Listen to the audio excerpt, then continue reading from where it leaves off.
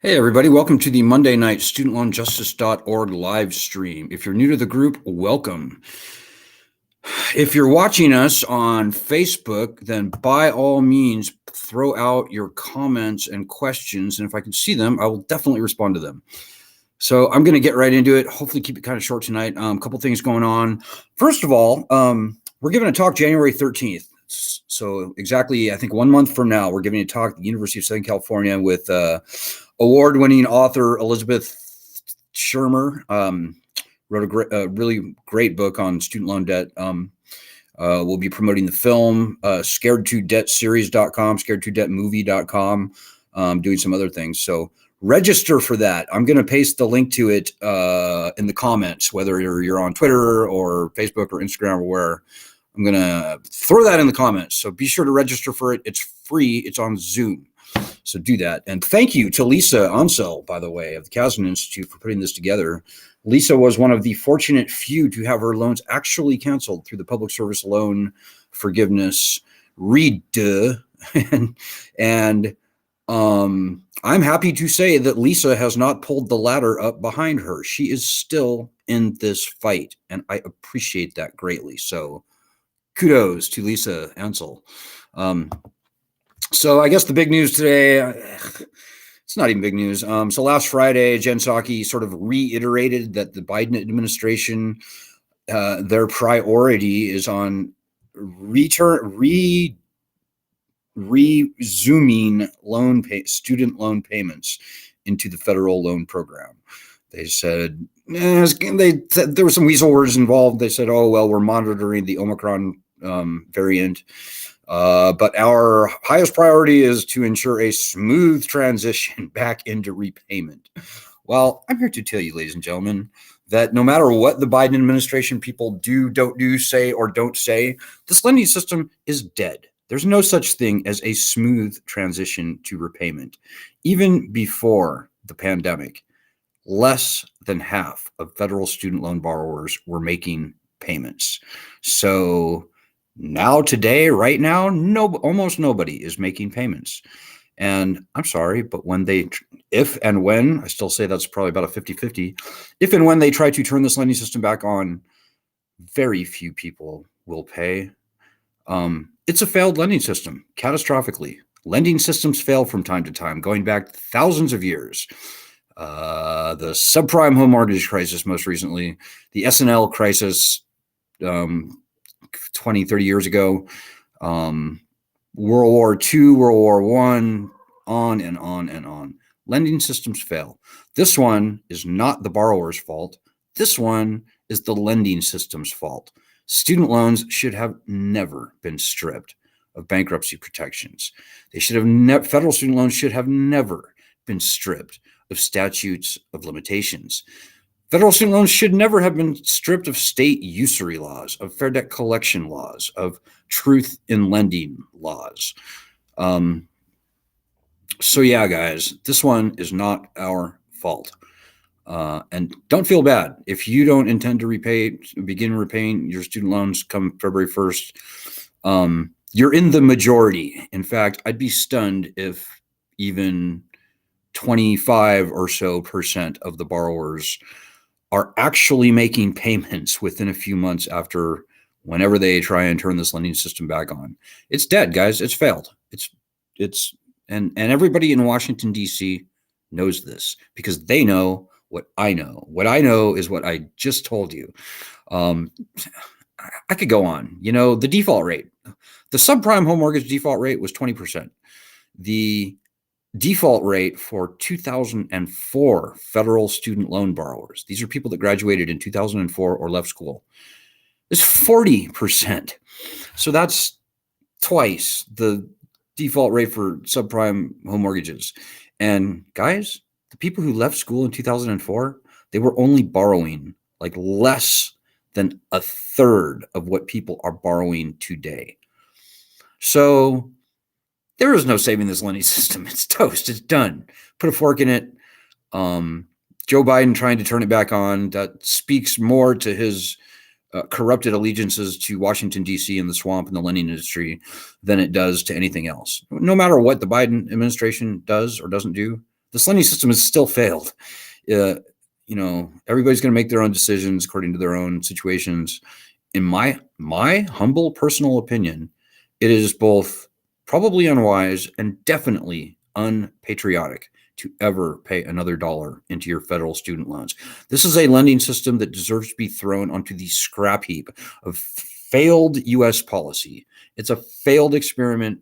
We, the 45 million people out there with student loans, 80% of us were never going to be able to repay those loans, even before the pandemic. Over 50% weren't paying before the pandemic. We are the unfortunate guinea pigs for this failed policy experiment. So don't trip. Don't feel bad. It's not your fault. Lending systems fail from time to time. So we got this, guys. I know a lot of people are out there saying, "Oh, I don't want to get my loans or I don't want to get my paycheck garnished. I don't want to, I do not want to get my income tax garnished." Well, think about your situation. There's a lot of things that anyone can do to avoid wage garnishment. Like, number one, you can be a 1099 contractor. Number two, you can simply ask your employer to demand a court order. And 9 times out of 10, the people trying to get the garnishment, and by the way, they are not the Department of Education. They are not the federal government. They are 2-bit collection goons trying to pretend that they are big tough guys. They're trying to intimidate your boss. Hopefully your boss can think for his or herself, like many bosses do, and they go, this doesn't seem right to me. Why don't you bring me a court order if you want a wage garnishment? And virtually every time, the collection goons sitting in their little boiler room in Chicago or wherever they happen to be, you will not hear from them again. They'll go down the list to the next more easy prey, because that's what's going on, guys. This is a predatory lending scam, and we do not have to take it. Make no mistake about that. The lending system is dead. The pandemic killed it, but honestly, guys, it was pretty much dead even before the pandemic. So it's in its death throes. We could see violent movements in the coming weeks and months, one way or the other. But guys, again, in my humble opinion, the worst thing anybody can do is feed this beast with their good money. We had a woman on our group the other night. She was talking about how she was going to have to sell her house so that she could pay off her massively inflated, hyperinflated loans. And I just have to shake my head when I hear people say that. The lending system people are way more afraid of us than we should be of them. Believe me, we've been doing this for 16 years now.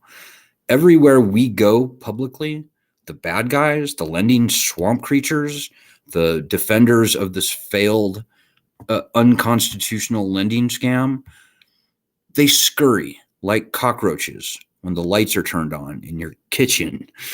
Like, we've never lost an argument ever on this debate. And believe me, guys, the bad guys in Washington, D.C., they know this. They know what I know. They know this lending system has failed. They know how unfair it is. So I hope that gives you maybe a little bit of confidence. Everybody's got their own situations. I know there are some people who literally maybe they just cannot stop paying because maybe they work for the federal government. Maybe they bill Medicare as a part of their medical practice. Maybe there are some super bad consequences they just can't really deal with. And I get that. Everybody's going to make their own decisions. But don't trip, guys. Lending systems fail from time to time. As I said, this is no different. This lending system should have been ended probably a decade ago, like right around Occupy Wall Street, like in the months after the subprime home mortgage catastrophe.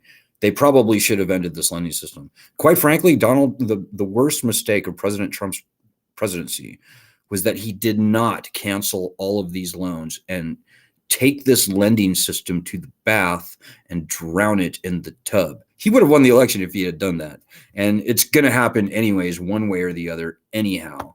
And so too for President Biden, if he continues to fight with the swamp, then this is going to be the death of his presidency. So, hey, we've got a couple comments here. Here's one from Tina Sinker. Tina Sonatore Sinker. How do we not pay without the government coming after us? Yeah, Tina, well, like I said, there's a number of ways. Number one, you can, instead of being an employee, you can be your own boss. You can be a 1099 contractor. So then when it comes time for them to come for a garnishment, they have to ask you, and you can tell them to pound sand. And plus, you're probably not paying yourself a salary. It would be basically impossible for them to garnish you if you are your own boss.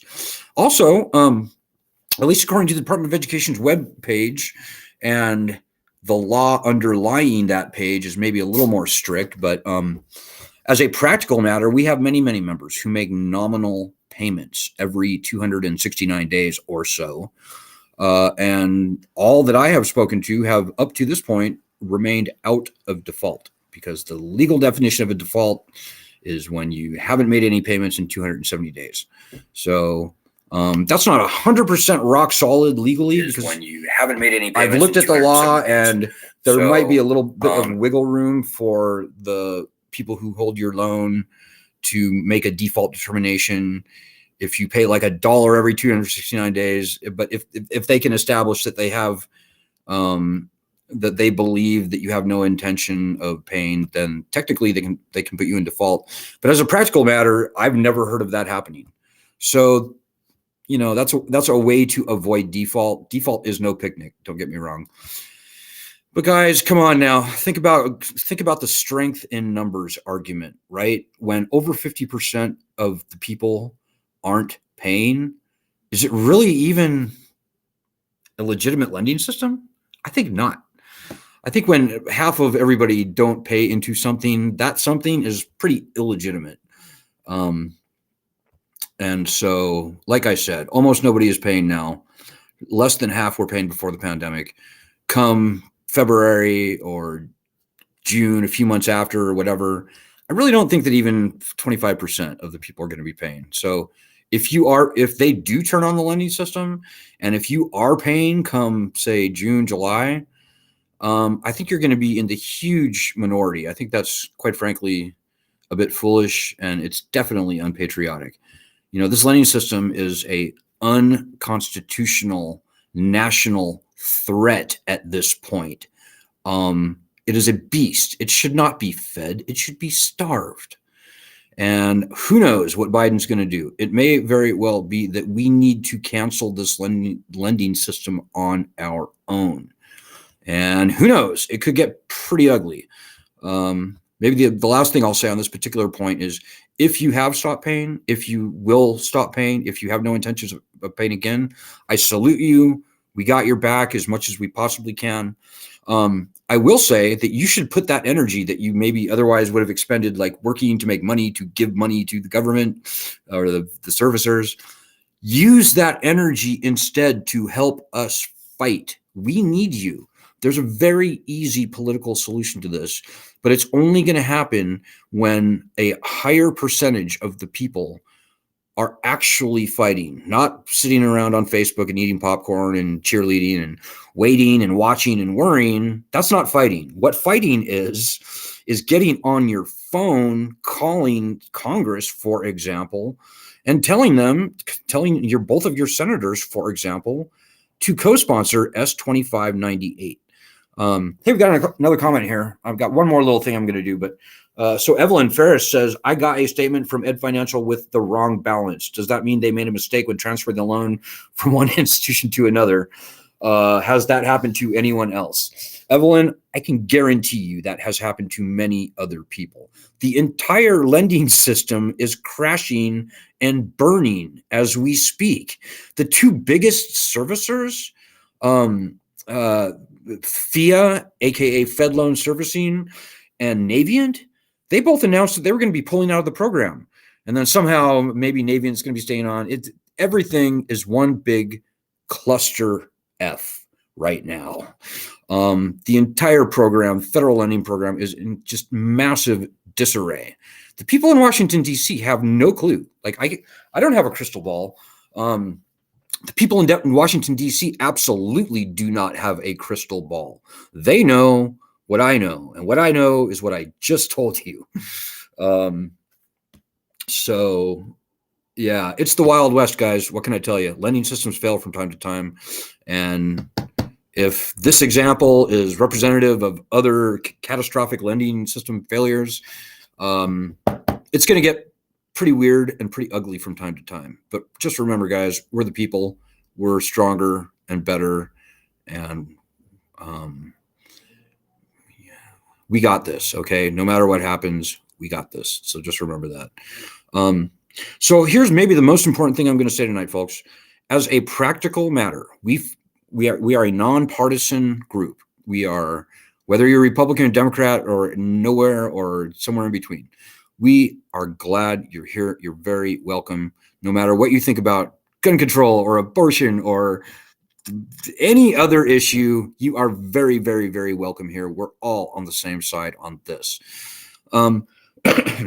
Having said that, we pay very close attention to the political dynamics that are going on in this country around the student loan problem.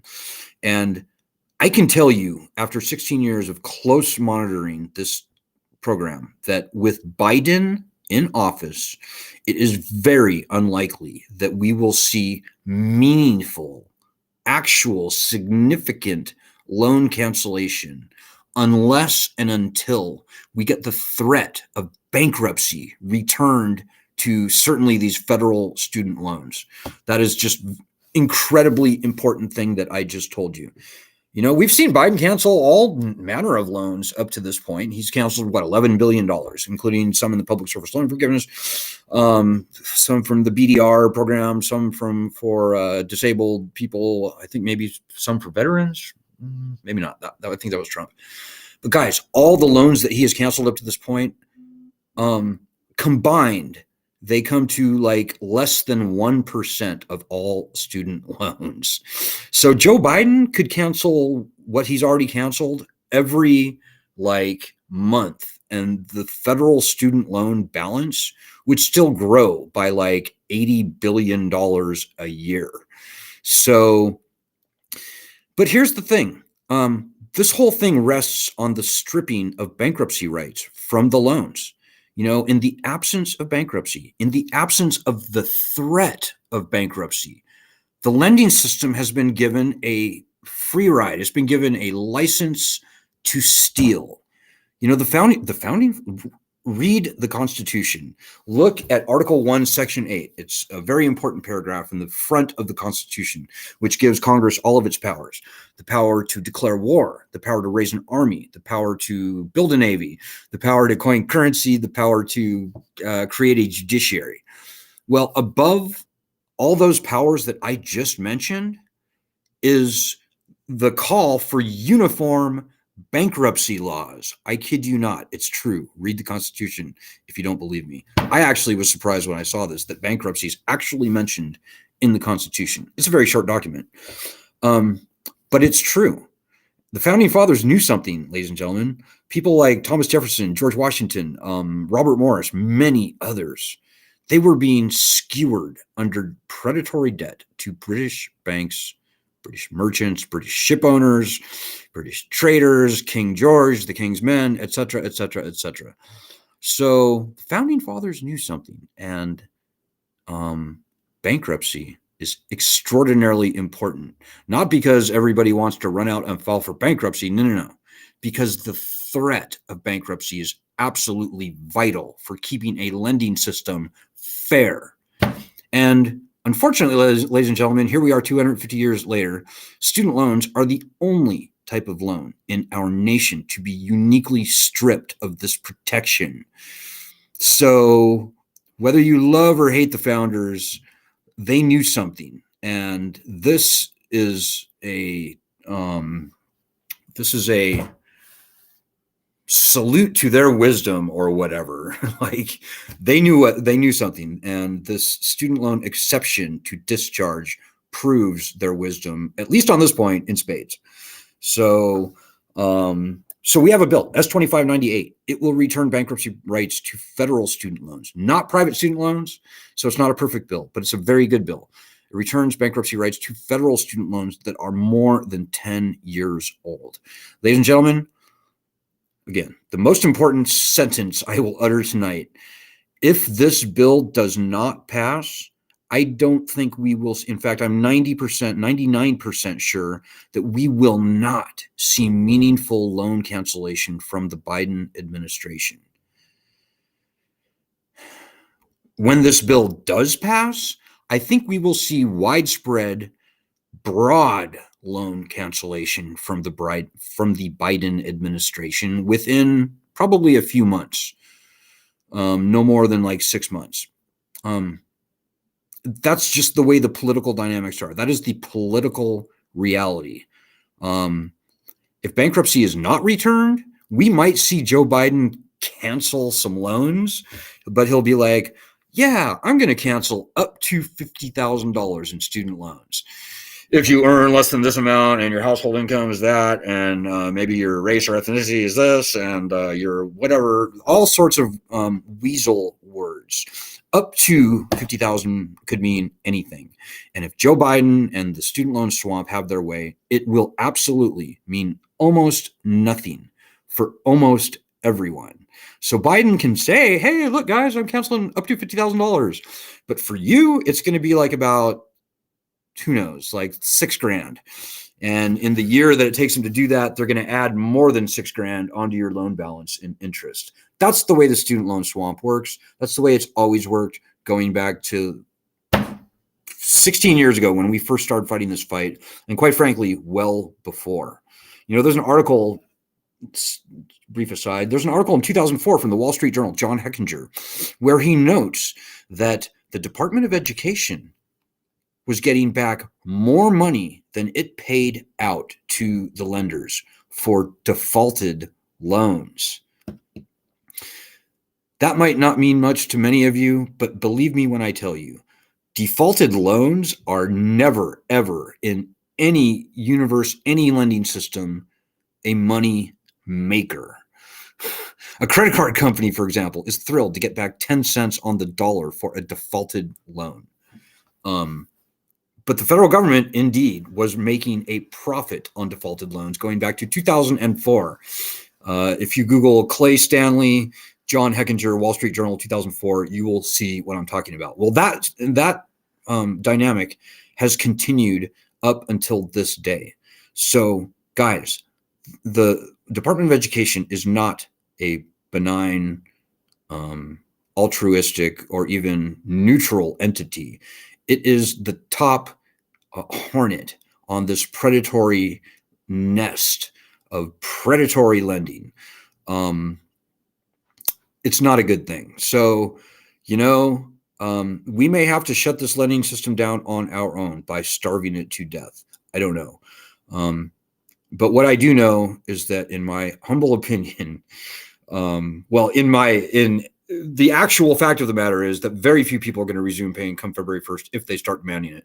My strong, well-studied opinion is that it is both almost certainly unwise and definitely unpatriotic to feed this beast.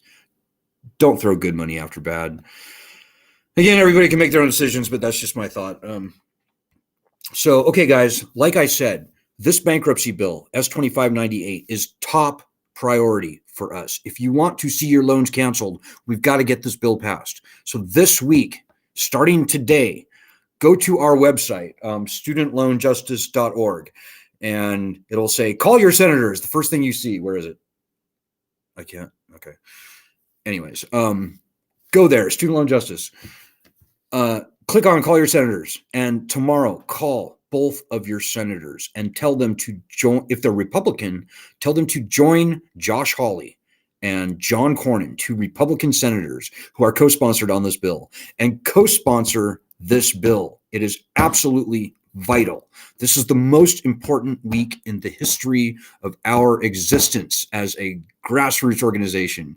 And this bill is absolutely the most critical thing that we have to get past if we are going to see meaningful student loan cancellation from the Biden administration as things look now.